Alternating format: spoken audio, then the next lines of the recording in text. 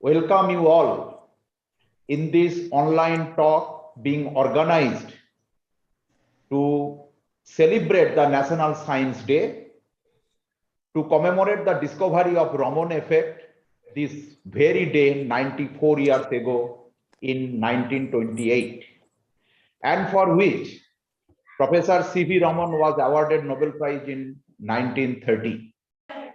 Since 1987, this day has been celebrated every year as a National Science Day to create a scientific temper among the youth. This year's theme is Integrated Approach in Science and Technology for Sustainable Future. Today we have with us Professor V.R. Desai as our main speaker. Let me briefly share with you how we shall proceed today. First, I shall request Sri Prasad ji, Organizing Secretary Vivekananda Vigyan Mission, West Bengal and Jharkhand, to present briefly the aims and objectives and activities of Vigyan Bharati in general and Vivekananda Vigyan Mission in particular. It will be followed by an introduction of the National Science Day by Dr. Ayan Dotto, Professor, Indian Association for the Cultivation of Science, Kolkata. Professor Dotto will also introduce our main speaker, Professor V.R. Desai. After the National Science Day talk by Professor Desai, if time permits, we shall welcome one or two questions from the audience, and Professor Desai will love to answer those questions. Finally, Professor Somnath Ghoshal from Center for Rural Development and Innovative Sustainable Technology, IIT Kharagpur, will propose the vote of thanks. So now I request I request Sri Prasad ji to present briefly the aims, objectives, and activities of the Vivekananda Vigyan Mission. Sri Prasad ji. Thank you, Pallavda. So very good evening to all. So today we are all joining this Zoom online meeting platform to celebrate this National Science Day. Today here with us, Professor V.R. Desai sir from IIT Kharagpur. He will enlighten us with his talk. And before that, I would like to introduce our organization, Vivekananda Vigyan Mission, which is the West Bengal chapter of Vijnana Bharati. And all over India, Vijnana Bharati is known as the Swadeshi Science Movement of Bharat. To propagate Indian science, Swadeshi science, and to popularize science particularly, Vivekananda Vigyan Mission and Vijnana Bharati is working very hard in all over our country and particularly in the state of West Bengal. Vivekananda Vigyan Mission, the West Bengal chapter of Vijnana Bharati, started in the year of 2005.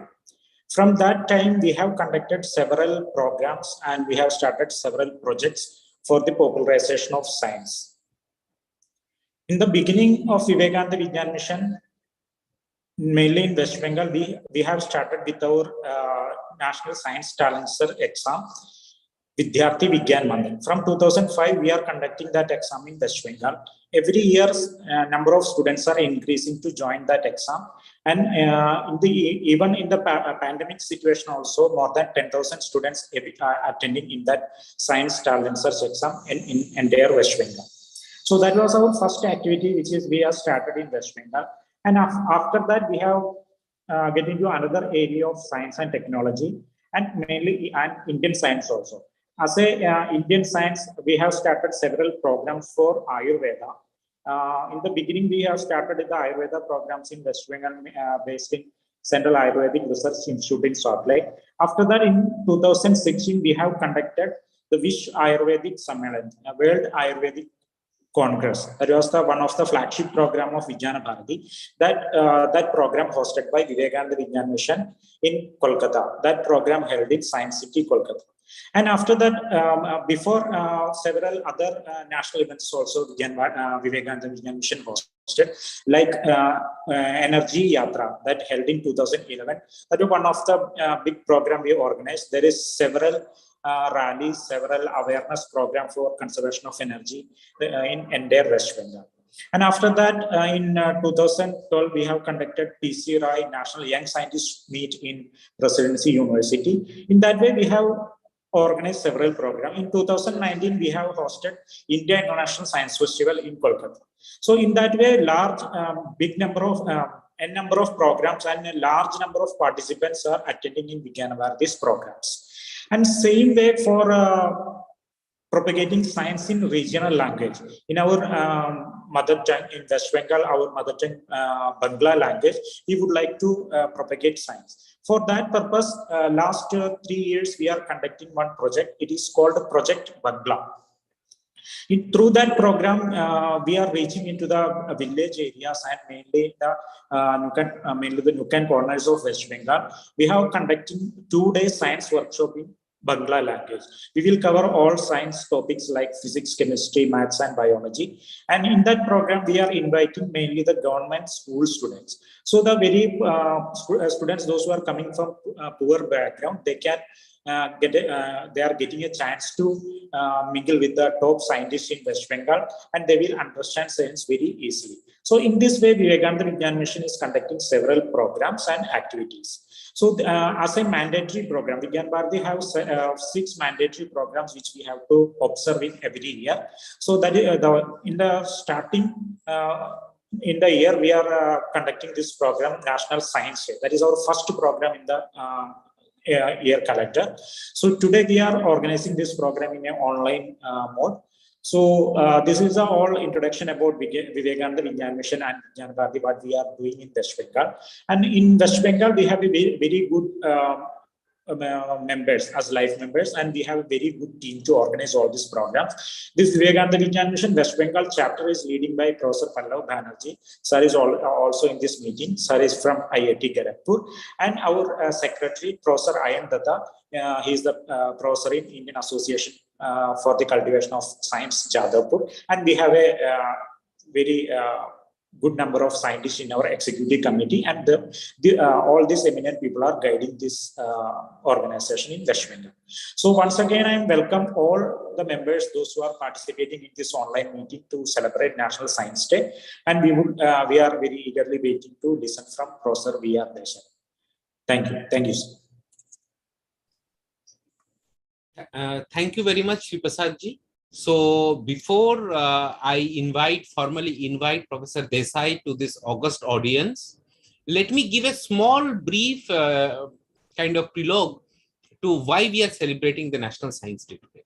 As our President, Professor Pallav Banerjee said, that this is to celebrate the discovery of the Raman effect.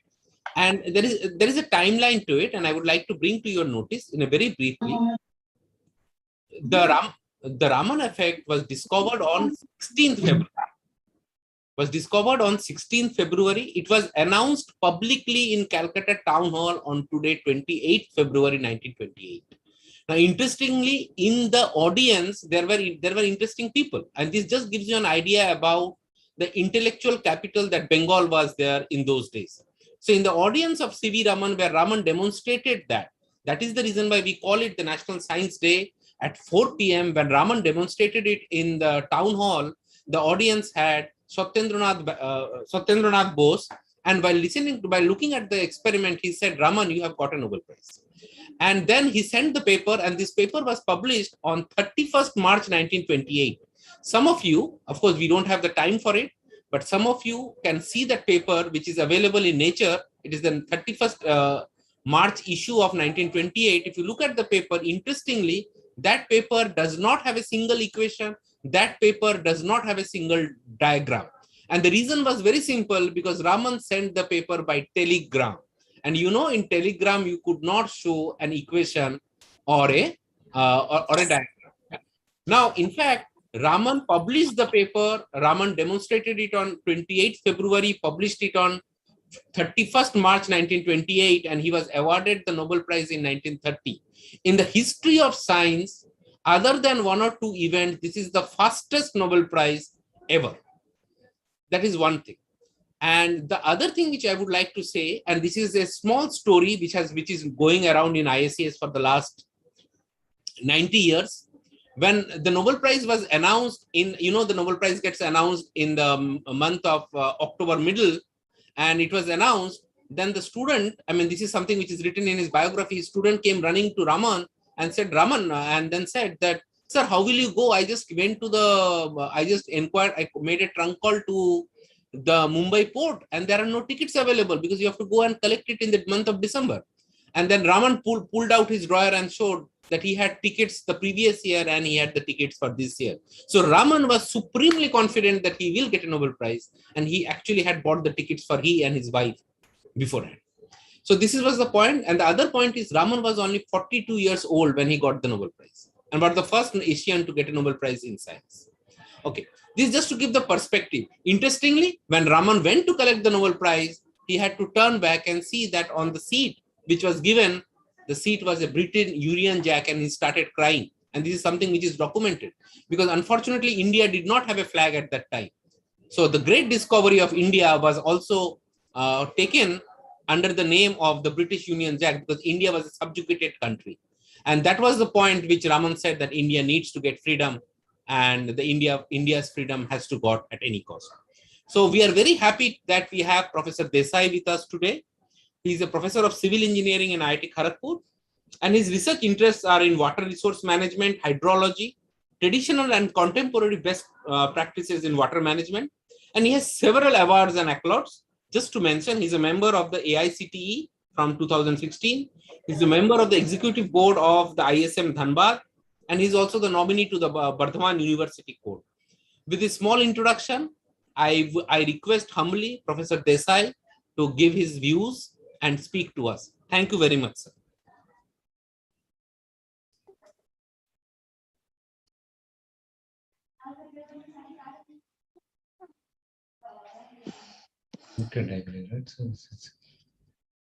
Yeah.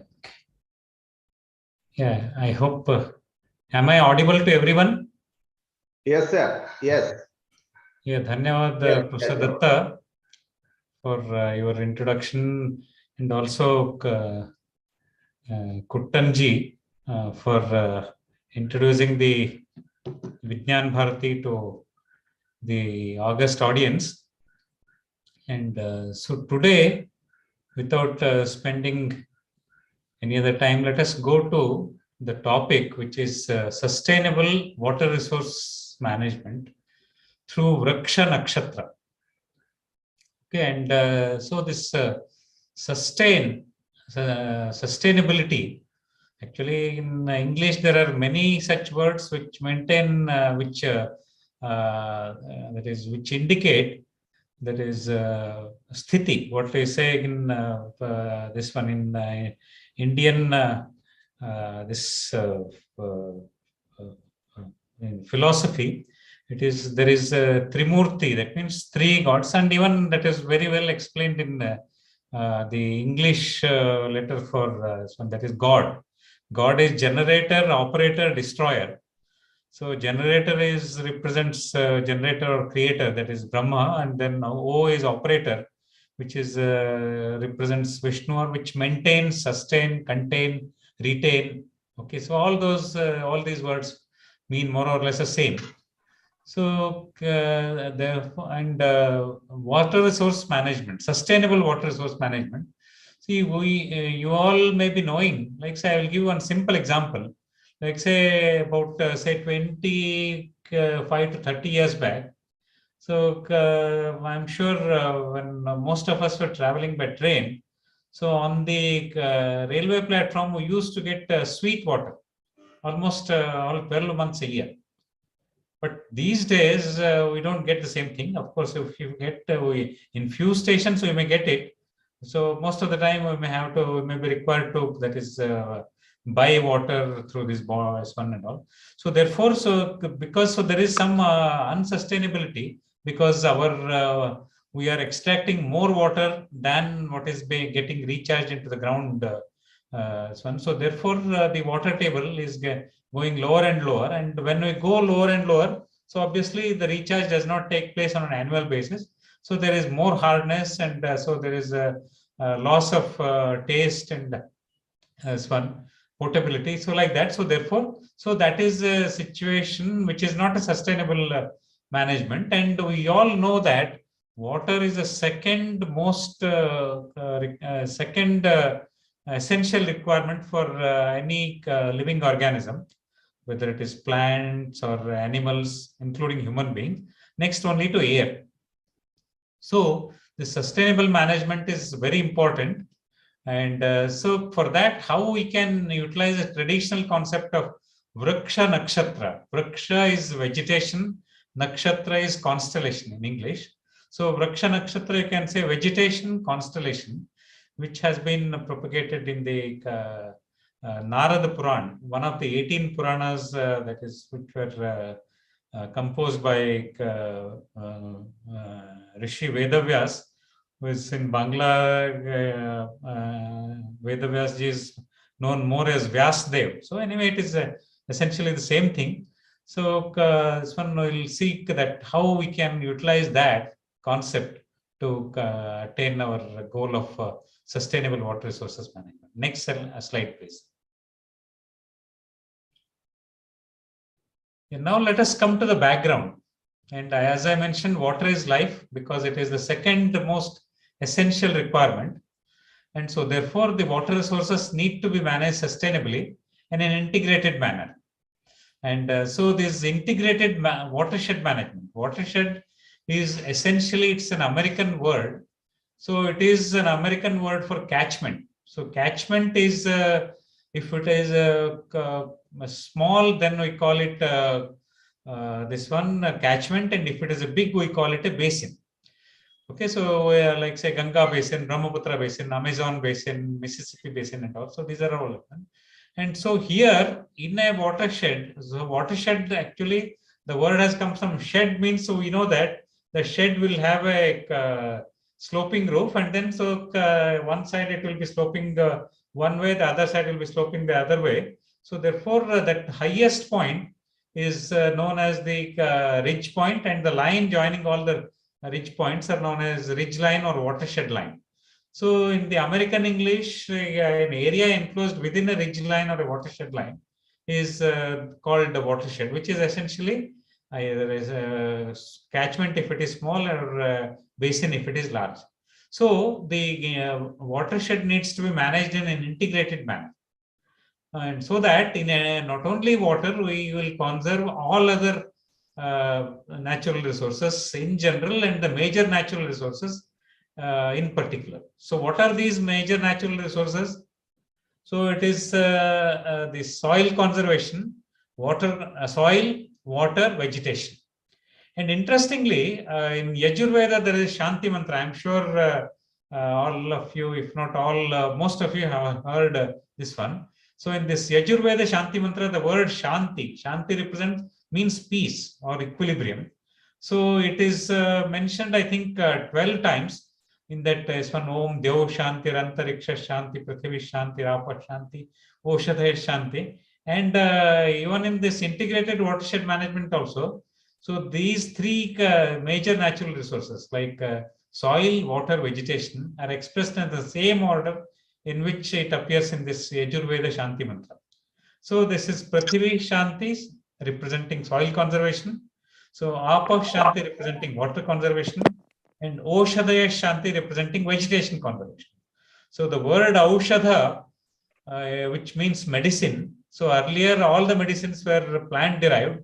So therefore it has Aushadha has come from Oshadha, even including the quinine, which was extracted as a medicine for malaria. So it was initially extracted from the bark of cinchona tree in South America.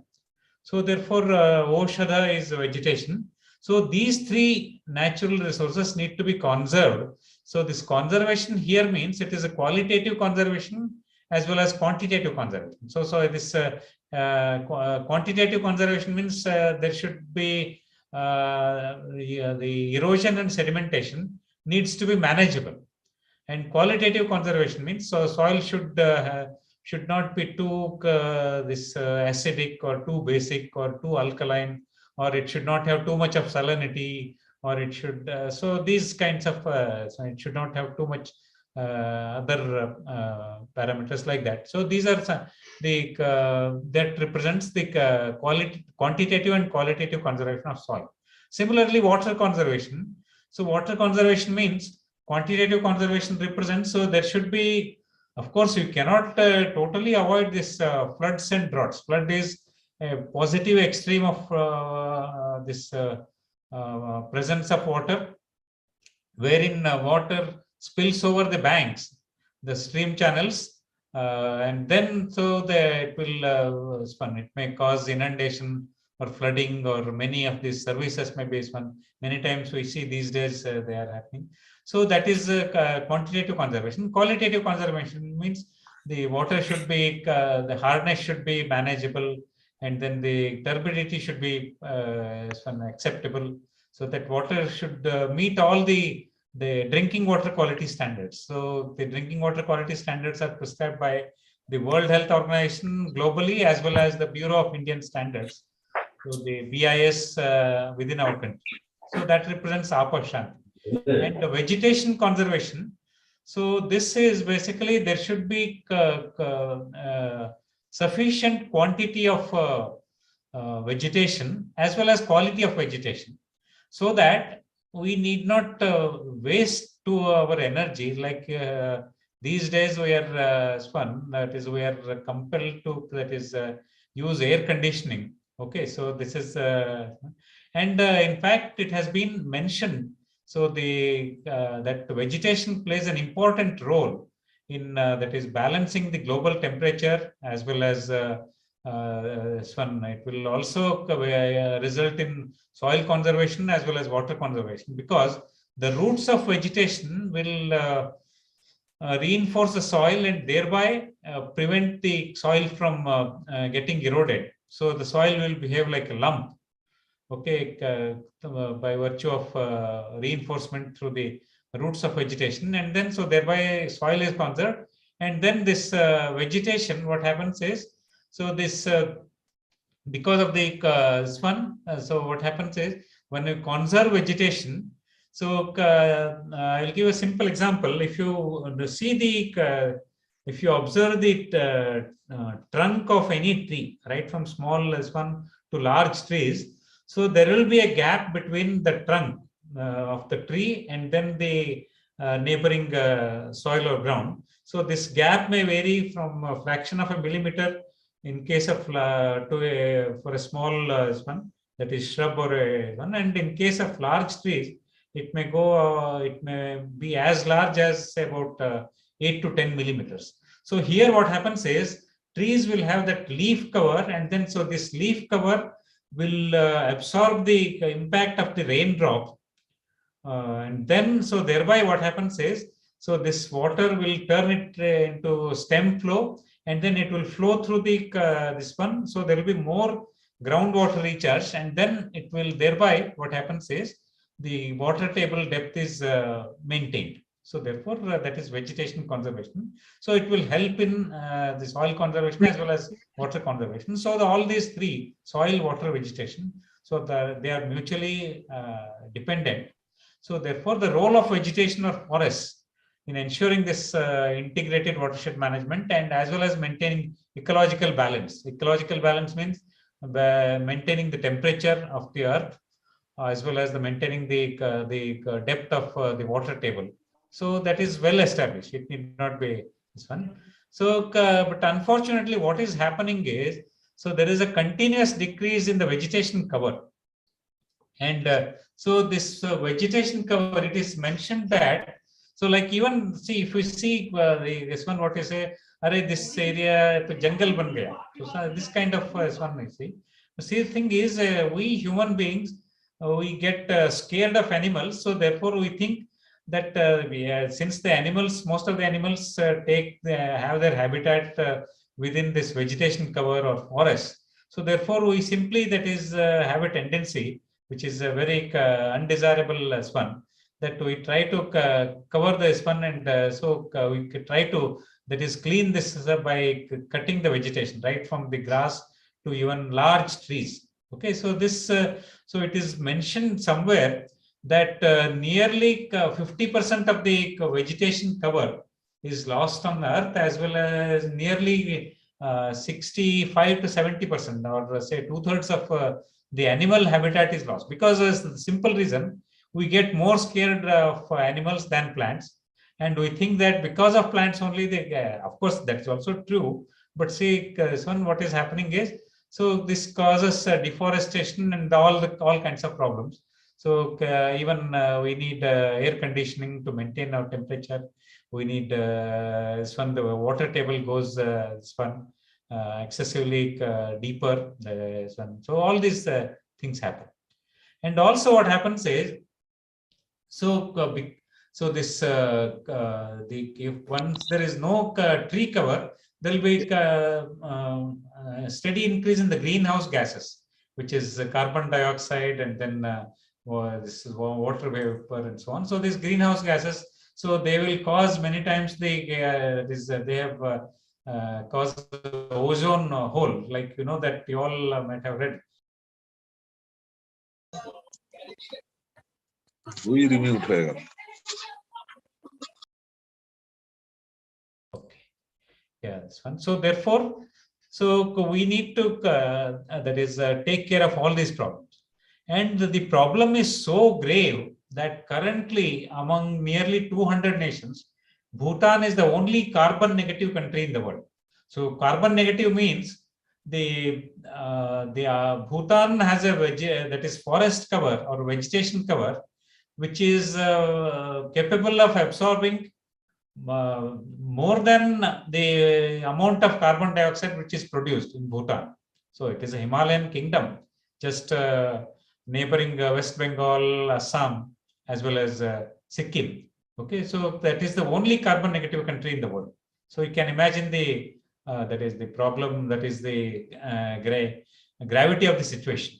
So here this study utilizes the Indian traditional knowledge on precipitation constellation. So precipitation means Varsha. So and constellation is Nakshatra. Okay, so this constellation may be either a single star or a group of stars. So okay, you will see that it may be this number of stars in a constellation may go as high as 9 in case of Mula Nakshatra. Okay, of course, I will show you the table wherein the botanical name as well as the Sanskrit name. So everything is given. Okay, so how we can use this for aiming at sustainable water resources management.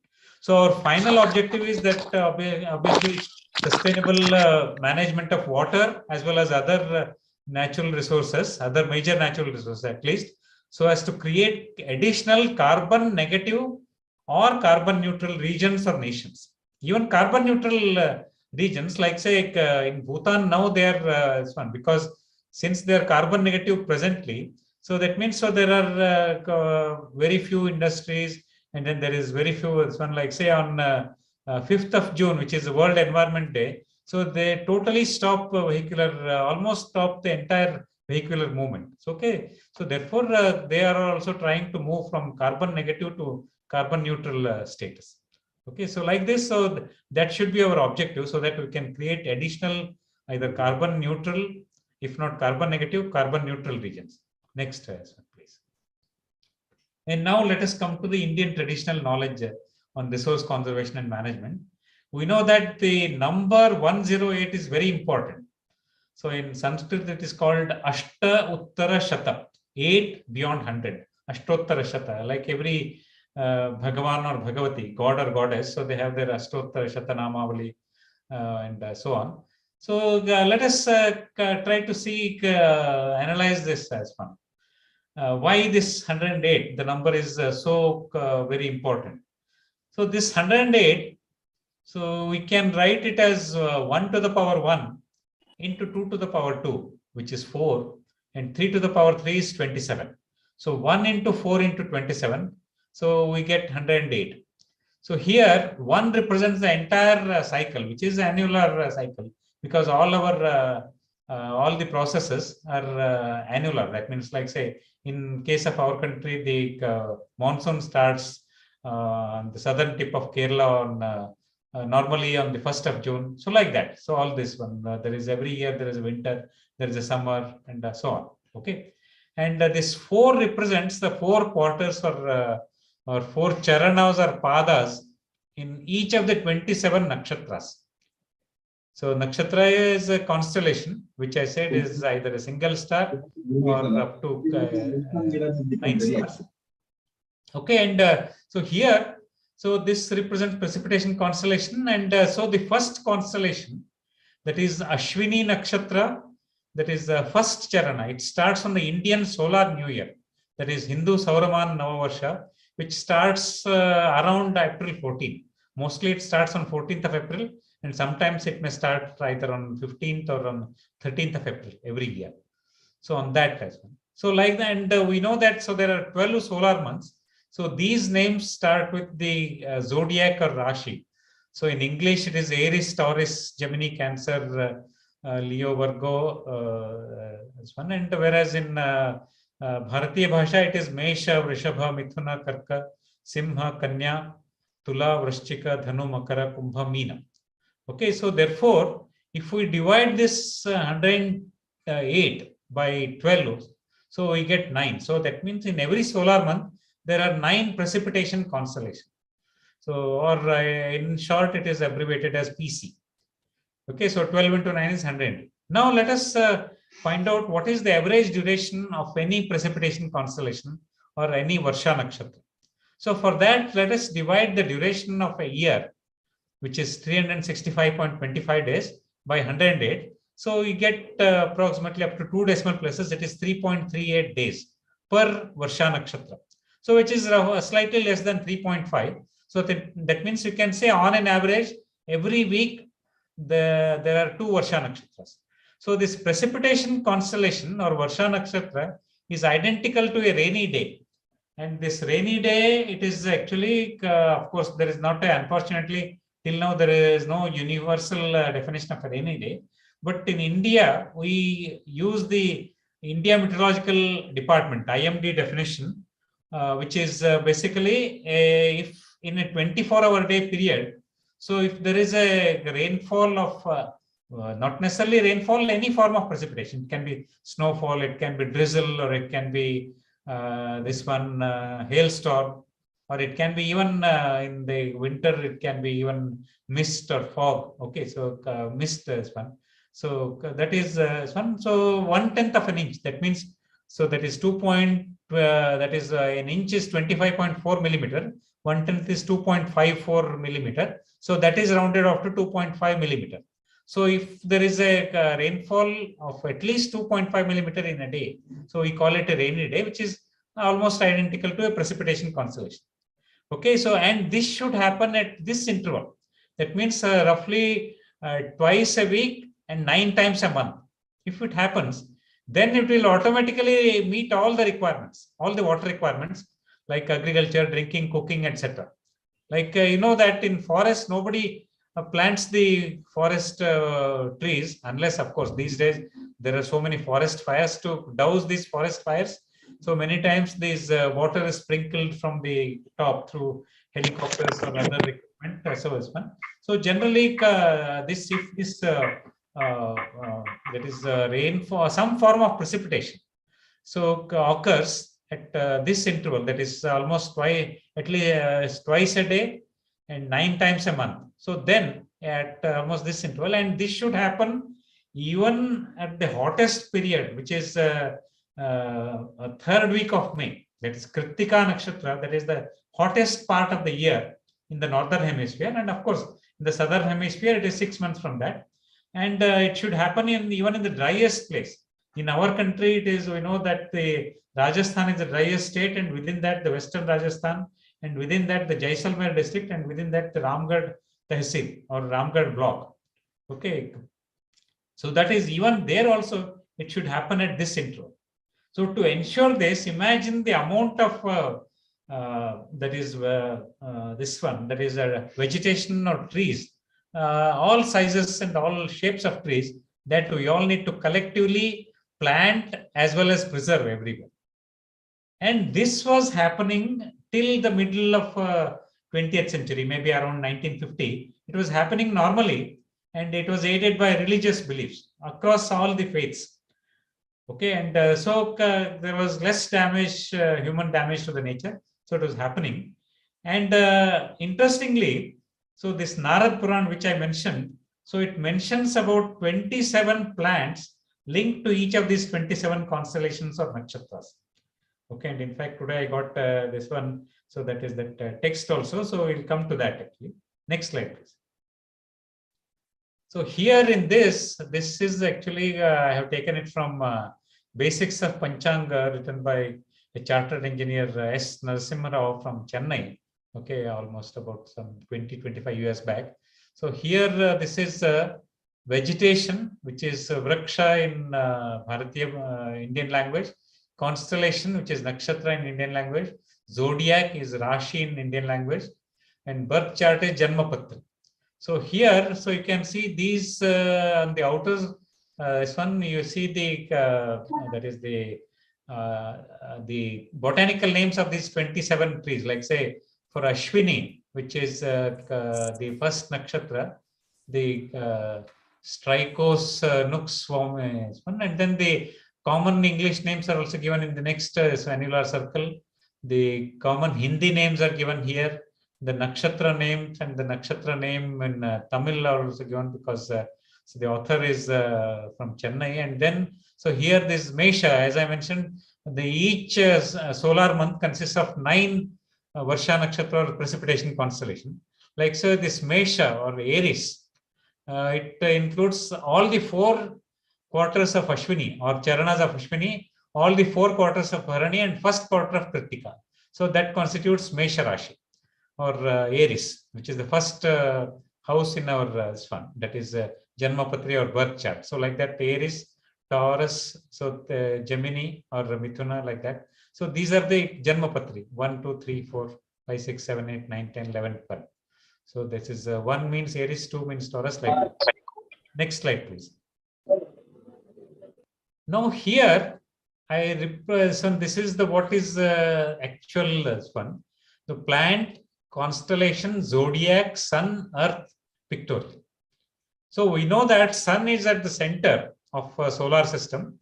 And so this is a sun, and earth is revolving around sun in an anti-clockwise, that is apradakshana disha.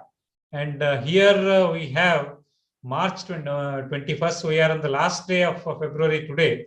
And in another exactly 3 weeks from today, so there is March 21st, which is the that is the spring equinox. Equinox is the day on which the duration of day or night is exactly the same, equal to 12 hours at every point on Earth, starting from North Pole to South Pole. So this is a spring equinox in the northern hemisphere, and this is autumn equinox in the southern hemisphere. And in the this one, so here June 21 is represents summer, so which is summer solstice, which is represents the longest this one. Like here, if we say here, this is March 21st, so 3 weeks before that. So we are somewhere here, that is around this. So that is so in this case, like just this one. So that is we had which is the that is now Amavasya is close. Okay, so therefore Amavasya means the moon will be between sun and earth. Okay, and Purnima so will be during Purnima, the earth will be between sun and moon. Okay, so now we are yeah, tomorrow is Shivaratri. So therefore just 2 days from now, so there is Amavasya. So therefore now it is moon is somewhere here. And this is a slightly elliptical orbit with an eccentricity of 1/60. Okay, so and here you can see, so this is currently, this is we are the Earth's position is somewhere here. And then so this is say the and all the earlier observations are Earth-based observations. And so here can, so these Aries, hello, sir. Okay, Aries, Taurus, Gemini, Cancer, these are mentioned here. And then so this is and here you can see, so these are the Sanskrit names of the 27 nakshatras. And as I mentioned, this one that is, and so this is, there is also a solar this one nakshatra and lunar nakshatra. And here these are the names of the English names of these 27 nakshatras. as I mentioned, like say this Kritika. So this is Pleiades. Okay, so here in this one, so during this nakshatra, so I think it is very close one. So that time it will be the hottest one. So the here when the Earth is somewhere here, so that time it will be the hottest. Okay, that's one. So like that. So this is and here. So plant, they are there in the outer. The botanical names are given in the outer this one. The Sanskrit names are also given here. Okay, and yeah, Sanskrit names. Anyway, I will show you this one. And then the constellation. So that is nakshatra, which is given here. So that is Ashwini, Bharani, Kritika, Rohini, Mrigashira, Aridra, Punarusu, Pusha. Their English names are also mentioned in this. That is the orange or saffron annulus.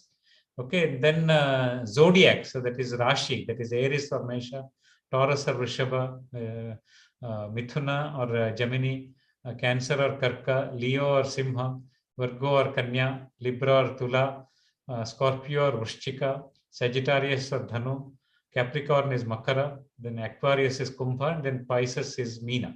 So these are the zodiacs, and then this is Sun, and then this is Earth, and then Moon will be revolving around Earth, and then so Moon will be closer to Sun during Amavasya, and then Moon will be farther from Sun, and Earth or rather Earth will be between during Purnima. And interestingly, you should know that on Purnima of any Indian month, so the nakshatra will be around that. Like say, for example, now we are in that is Magha Purnima is over. Okay, so just about 13 days back. So Falguna Purnima is holy.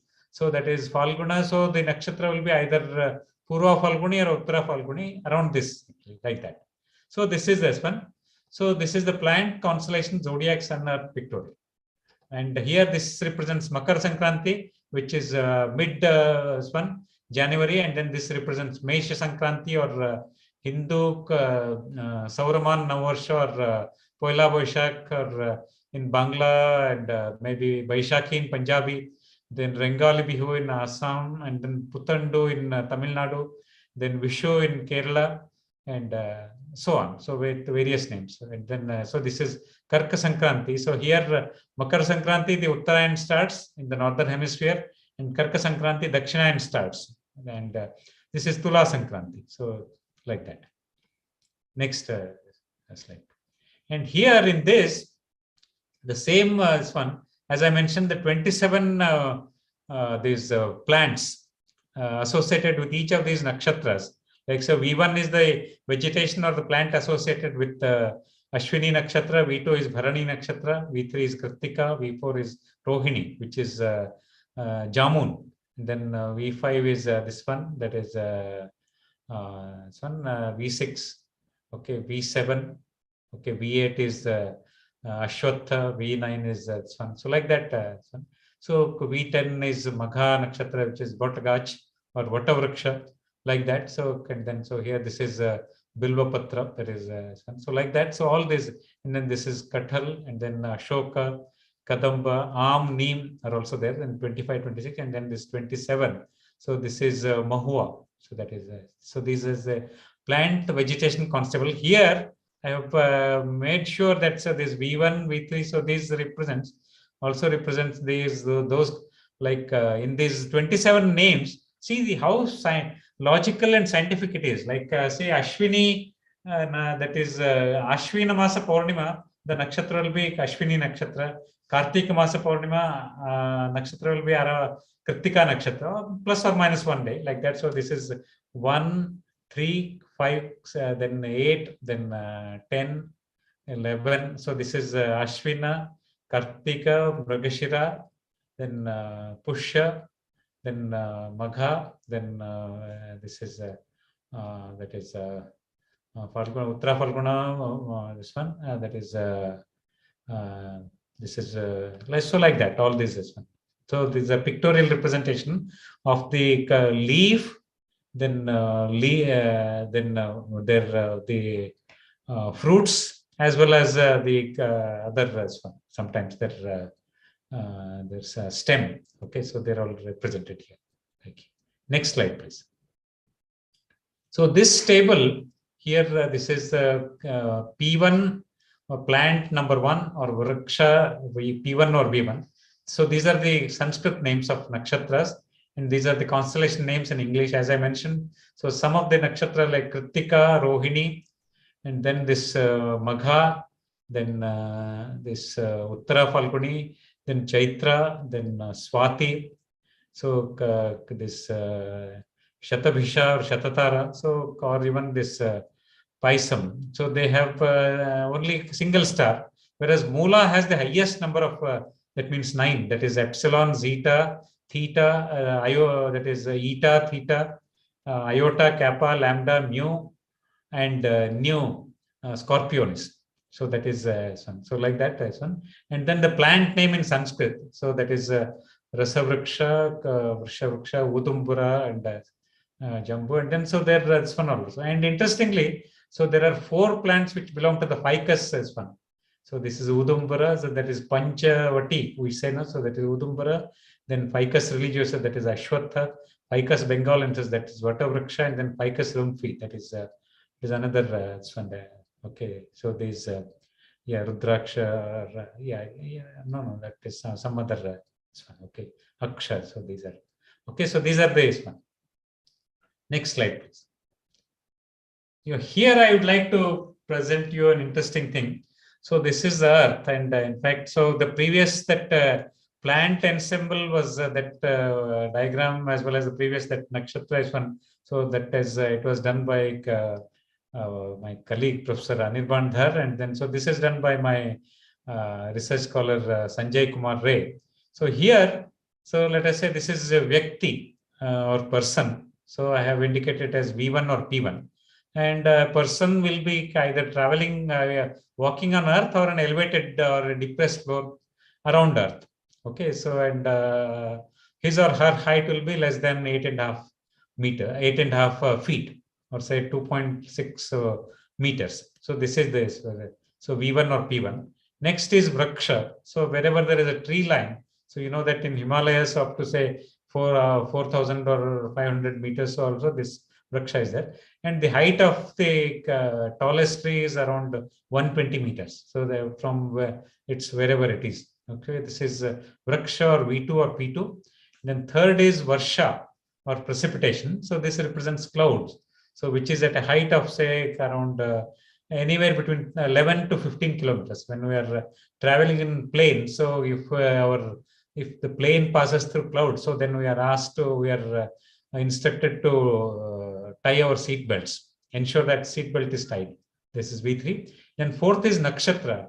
The closest nakshatra to Earth is Alpha Centaurus, which is 4.3 light years. So that means light year is the distance traveled by light in 1 year. So at a speed of say 3 lakh kilometers per second. Okay, so you can imagine that. So it is very far off. So that's why I have mentioned. So this 4.3 light years. That means if we observe that Alpha Centaurus nakshatra today. So today we are in the February or end of February of 2022. So what do we say there is 2017, maybe December or so, whatever that is there. So that we'll observe. And then so here these 4 nodes.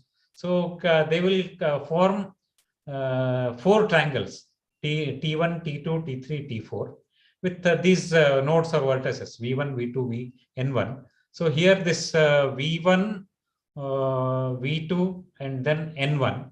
So this forms a triangle. And here a person walking on Earth or a floor is linked to a plant, and then both are linked to a constellation in the sky. Okay, and so this is a triangle, and this is a triangle is the most stable geometric shape.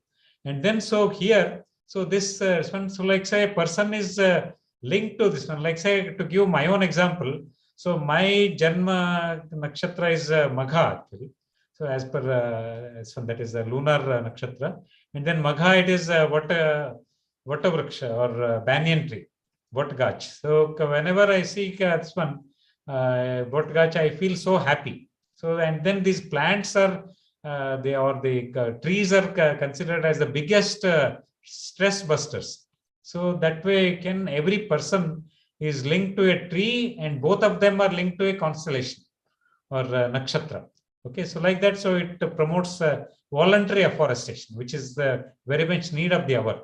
Then similarly, the second triangle T2 is the sun that is formed by vertices V1, V2, V3. This is V1, that is Vyakti or person, V2 Vriksha or plant, then V3 is one. So here we can, the potential benefits is we can, that is study the spatio-temporal, that is study of seasonal precipitation. Okay, we know that say some of the precipitation takes place in the peak season, such as in India. In our country, it is very well defined as a monsoon season, whereas elsewhere it is not there. So like that, so we can study that. And similarly, T3, we can study the impact of constellation or nakshatra and precipitation or varsha on plants or vegetation. And in T4, we can, that is the potential benefit is, we should be able to study the constellation and precipitation impact on the persons. Okay, and so each of these, 27 trees, so they have their own medicinal values. So they can also constitute, many of them are fruit-bearing trees, some of them are flower-bearing trees. So all this, so that also has a, so therefore, so this has a very, this one. So only thing is the first and foremost is we should maintain our, this one. Next slide, please. So now coming to the concluding remarks. So this climate change. So for sustainable resource management, we need to manage water resource in a sustainable manner. So for that, we need to combat the climate change effectively.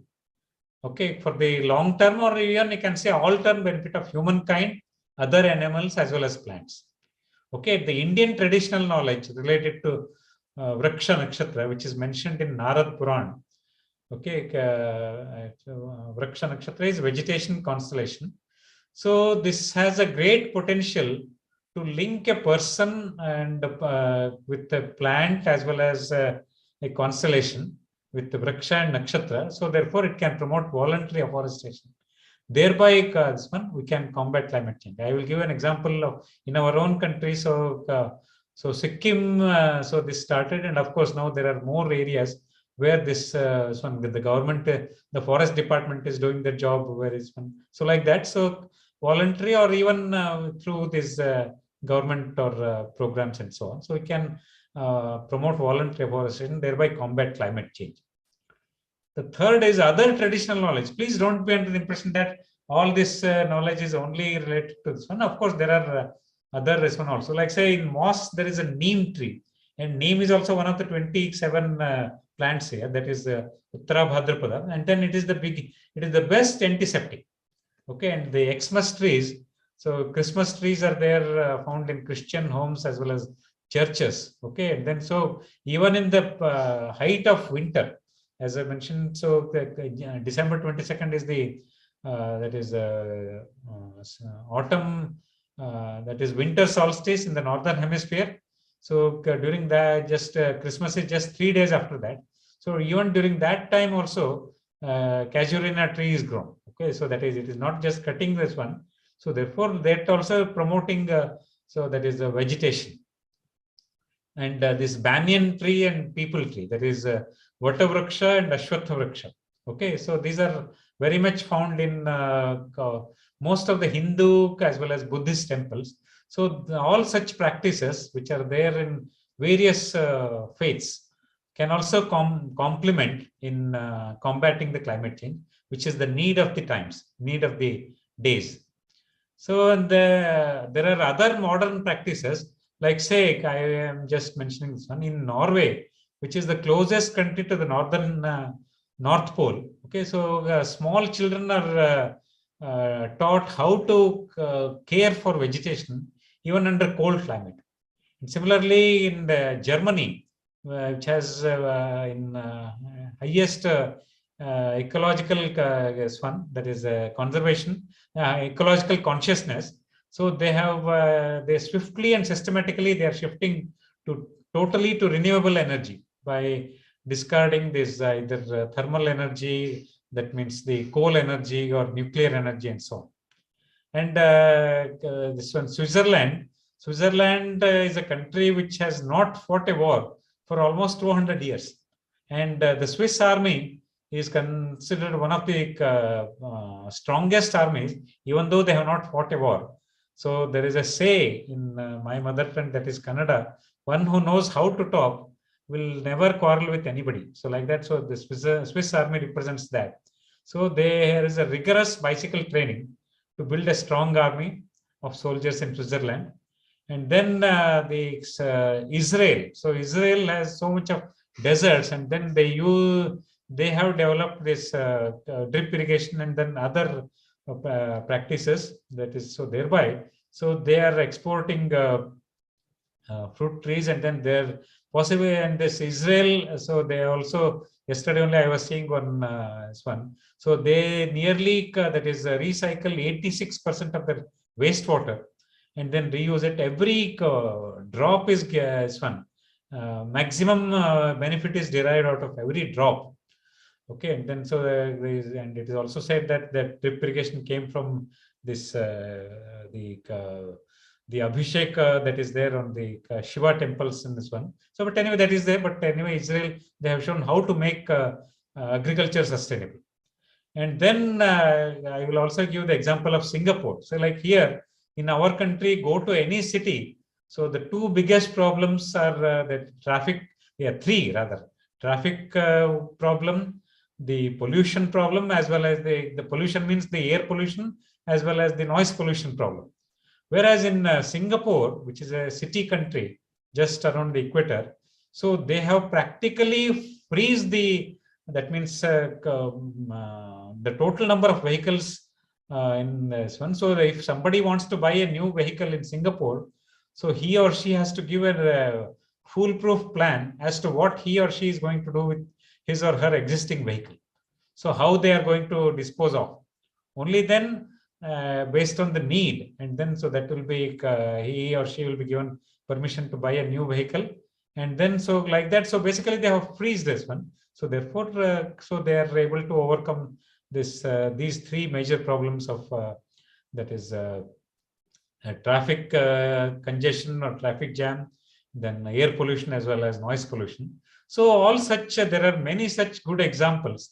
That is one, and it is in Rig Veda it is said that Ano Bhadra Kratavo Yantu Vishwata. That means let noble thoughts come from all possible directions. Okay, so like that we need to do that. So we need to replicate such examples wherever they are feasible. Last slide, please. So now coming to the references. So it is the Secrets of Indian Herbs from this one. So most of the 27 plants, so they are described in this. And then so this is the Indian calendrical calculations. So this is a journal article on the Indian one, that is linking the Indian astronomy with the Western astronomy. And then this Narad Puran. So this is published by Gita Press, Gorakhpur. So in that it is on these two pages the one is mentioned. And then this Vrakshayurveda. So this is a book in Hindi published by Varanasi. And then this Flora in Hindu religion. So this is taken from a PhD thesis in Magad University, Gaya. Then Nakshatra, this is from Wikipedia. And then the basics of Panchang, which I mentioned earlier. And then so based on that only, so based on this Narad Puran only, so there was an article. So that in Hindi article in a magazine. So like Graham ko shant karne ke liye vrakshon ka yogdan. So this I would like to end my one. And my dhanyawad for organizers for giving this opportunity to share my views on this as one. And if anybody has any questions, then I'll be happy to take a few questions, one or two questions, as Professor Parlab Banerjee mentioned. Dhanyawad again. Hello, sir. Yes. Yeah, good evening, sir. Yeah. Sir, why Indians celebrate Shivaratri, sir? Why? What is the reason behind? Shivaratri is actually Shiva, so that is basically that is this one. So Shiva represents Yes, one sir. of the five goddesses, gods of in the Indianness one. So Shiva represents the potential energy. Okay, so the Oh. Shivaratri is for that. So that. But for all the gods, God's father is Shiva, sir. No, that is this one. So there, this one. So that is maybe that is slightly away from this topic. Okay. Oh, okay, sir. Okay, sir. So Okay, sir. maybe you can just do this Wikipedia search or Google search. You will know most of the answers. Okay, sir. Okay, sir. Thank you, sir. Thank you, sir. Okay, thank you, sir. Sir, one more question, sir. May I request Professor Aditya Bandyopadhyay to coordinate this question and answer session, please? Yeah. Thank you very much. So thank you, Professor Desai, for the talk on Viksha Nakshatra, and it was indeed quite informative and I really enjoyed it. So let's first have the questions from the chat. Am I audible properly? Yes, yes. Yes, Okay. Yes, sir. only one or two questions we will take. Yes. Okay, that's all. Thank you. So Aman Srivastav of Sitara IIT Bombay, the question is that since climate change is being combated with curative approaches, whether we will be able to ever reclaim our earth given the context of rising population and the concomitant rapid urbanization. So what is your take on this? Yeah, it is said that think globally, act locally. Like say, for example, even in our case, first let us try to find out what is our Janma Nakshatra, that is a birth star, the corresponding plant. Okay, even we can do it at a small one. We may not have enough space. Then we can plant that in a that is a pot, and then so when it becomes big, so then we can shift it to a public garden. So even such thing, okay, that is fine. So that is as you said, it is definitely a curative approach. So that is as I said, it is as it is said, think globally, act locally. So we'll start our own this one.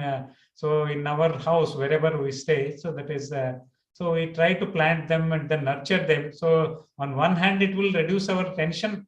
And on the other hand, we contribute our little iota of effort in that is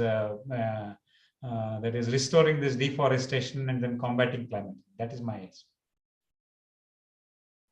Wonderful. So yes, broadly speaking, the answer is actually acting locally, and then the effect propagates, right? That's what essentially the thing is. And even if we act locally, not as a curative approach, that eventually will turn out to as a potent solution for what we are facing now, right?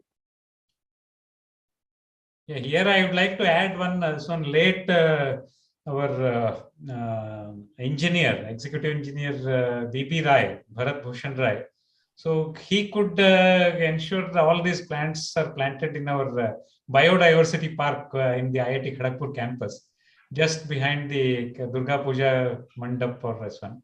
So anybody who are on campus, so I encourage them to go there and then see the and of course, so even if you do a this web search on Vriksha Nakshatra, so that also you will get low. There are many companies which promote these plants. So so you can we can buy them at this one. If they are locally available, we can take them this one. You need not spend any this one. If they are not available, so then these companies can send them also, so that it will connect us to the our roots. Perfect. Are there any other questions? We'll just take one more quick question.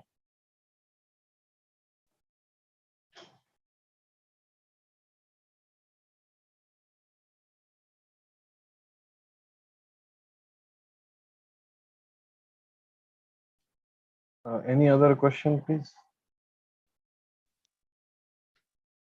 Yeah, Aditya, I find one question from some Bhashwati Bhattacharya or something, you can see. Yes. The chat box. Yeah, okay. That is not I a have I, not I of have an a introduction. question. Yes, please. Hello, this is Jagannath. I work in UPUI as a postdoctoral fellow.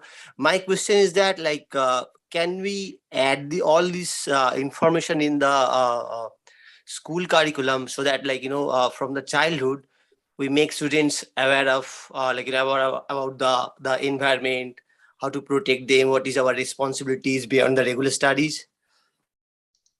Yeah, definitely in the new education policy, there are some, I'm sure that there are some directions which are going in this.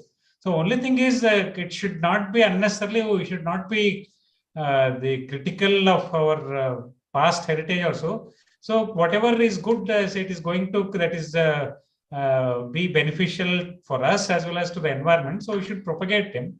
So even though, yeah, that is, and so therefore it will also give us a sense of pride or abhiman about our own heritage or our own this one, the Indian traditional knowledge. Okay, thank you.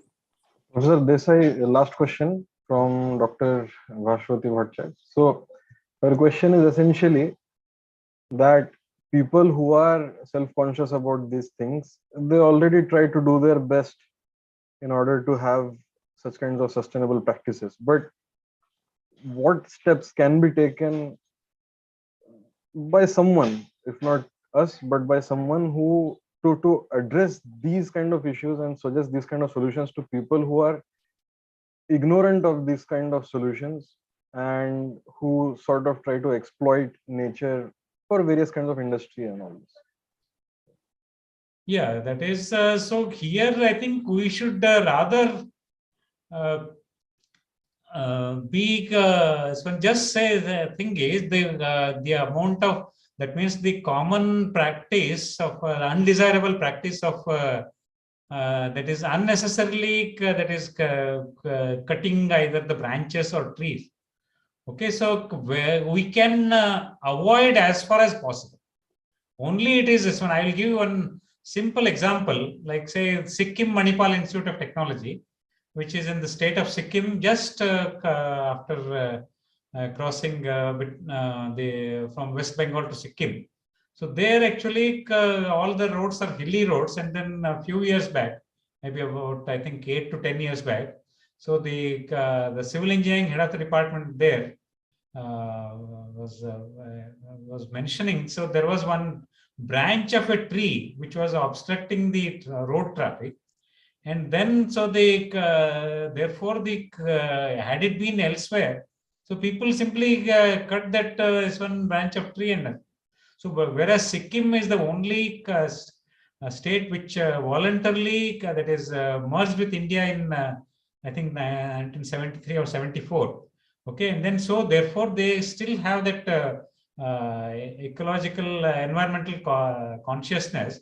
So the organization, so they applied for the state forest department, Sikkim Forest Department, and it took for them nearly 1 or 1.5 years.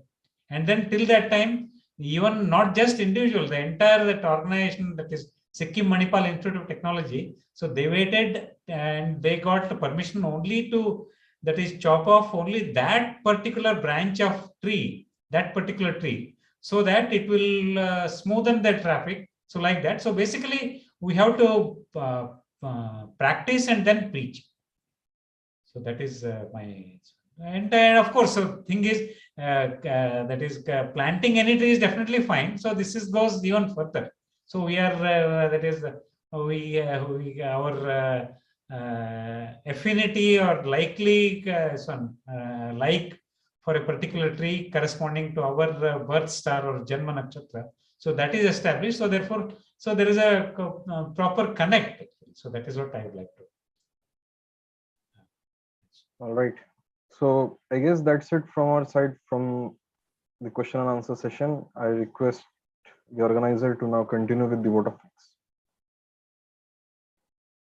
Thank you, Aditya. So with this, I would like to thank our very own Professor Desai, for enlightening us with such a beautiful topic and beautiful presentation. And I hope that in future also we'll have opportunities to hear you, sir, again, and to learn some more things about, this topic.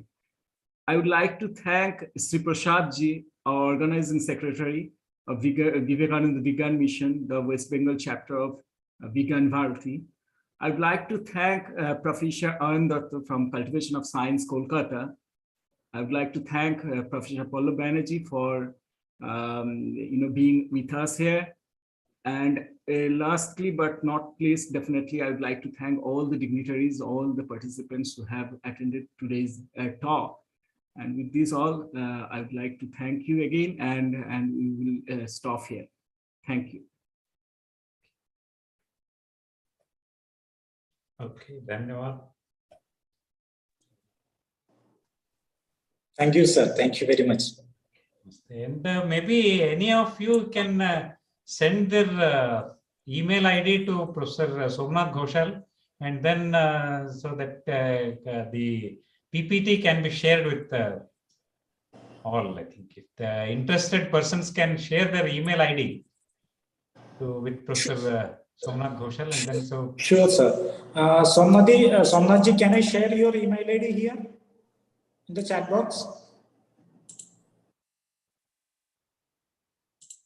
Yes, you share. You share. Okay. Those who are interested, we can send them the PPT of the. No, not PPT, a PDF file. Okay, yes, PDF file. Sorry, PDF. Please don't file. send the PPT file. No. Sorry. PDF file can be sent. PDF file. Yeah.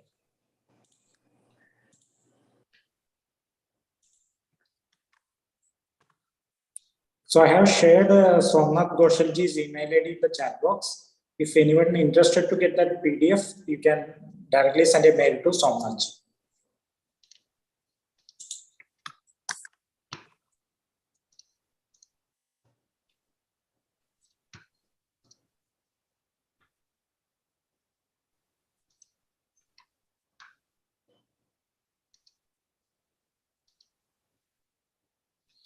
So, sir, I would like to thanks to Professor Desai, sir, and our team, Vivekananda Vigyan Mission, IIT Kharagpur unit, and thanks to all the coordinators over there, and Professor Pallab Banerjee, sir, and Somnath Goshalji, and all other eminent dignitaries joined in this program. So, with all your permissions,